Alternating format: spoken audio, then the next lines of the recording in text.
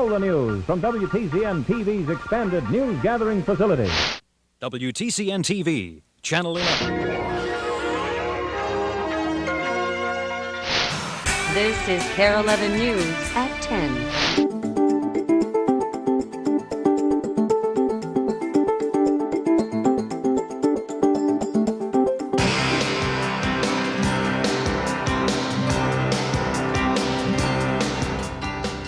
It chugs proudly up the tracks that line the Mississippi, a magnificent machine that transcends time.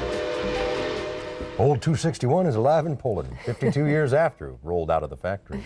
At the controls of the classic locomotive, a man who wasn't even born when the engine made its first run. Tonight, KARE 11's Ken Speak has more on a classic that has new life thanks to a young man's big dreams.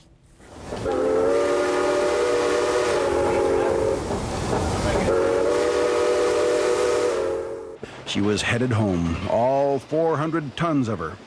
Old 261 had spent the past year out east pulling excursion trains. Now she was back where she'd spent all 10 years of her work life and headed to where she was restored 3 years ago.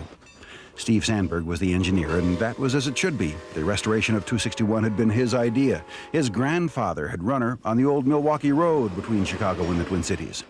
And every 100 miles or so, just like in the old days, she needed to stop for grease. There is a passion for the machinery itself. A steam locomotive is unlike a diesel. It's a living, breathing machine. But Steve Sandberg was pulling a mixed consist of vintage rail cars to make some money. After all, that's the only reason he was able to sell the idea of restoring 261. But the romance, the dreams that 400-ton monster represent, they smoking and steaming and chuffing that hundreds of kids in adult bodies watch with envy, surely that makes Steve Sandberg realize he has the best job in the world. Sometimes I have the worst job in the world. But Steve Sandberg does enjoy what he does enough to continue doing it. After all, that's why he was driving 261 back home, to give folks a chance to ride an old-fashioned steam train, to let them feel the romance. Ken Speak, KARE 11 News.